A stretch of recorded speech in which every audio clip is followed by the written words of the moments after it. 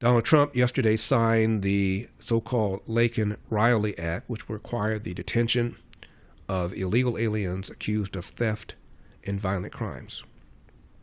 The argument is that had there been a bill like this, the man who murdered Laken Riley would not have been able to do so.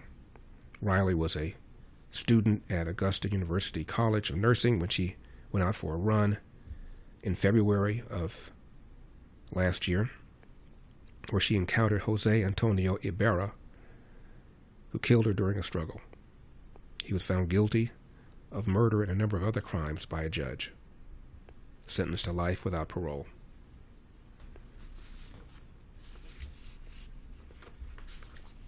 Now, Trump has also signed another executive order to end what he called radical indoctrination in K through 12. It's a very long executive order. Part of it reads as follows, quote, "In many cases, innocent children are compelled to adopt identities as either victims or oppressors solely based on their skin color and other immutable characteristics. In other instances, young men and women are made to question whether they were born in the wrong body and whether to view their parents and their reality as enemies to be blamed. These practices not only erode critical thinking, but also sow division, confusion, and distrust, which undermine the very foundations of personal identity and family unity." Close quote.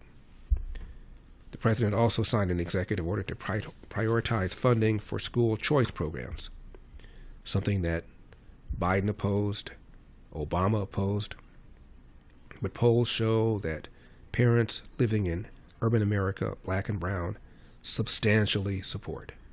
Again, this is a party that purports to care about black and brown people, the cohort for the Democratic Party that is by far its most loyal are black females. Black females with children polled in the inner city overwhelmingly support school choice.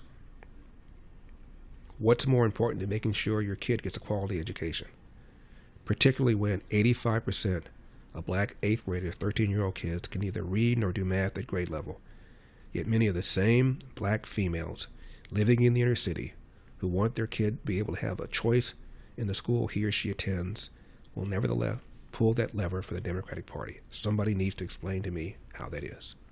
What is more important than making sure your child is able to read, write, and compute in order to survive and thrive and compete in our digital era? Please explain this to me. Trump has signed an executive order. The document reads, "Every child deserves the best education available, regardless of their zip code. However, for generations, our government-assigned education system has failed millions of parents, students, and teachers. The executive order begins to rectify that wrong by opening up opportunities for students to attend the school that best fits their needs." Close quote. We've talked about the percentage of teachers working in big city school systems, whether Philadelphia, Chicago, LA, New York, who have school-age kids who do not put their own kids in the very public schools that they work in. The former mayor of LA, the first time he ran, during a debate, he was asked, "Why is it you don't have your own kids in public school even though your wife is a public school teacher?" And he said, and I'm paraphrasing, "I will not sacrifice my child," close quote, by putting my child in a public school, essentially just to satisfy the political advantage it might give me. Are you kidding me? He used the word sacrifice. That was not my word. That was his word. And yet the Democrats do not want school choice for parents that otherwise would not have that option. It's disgusting. It's outrageous.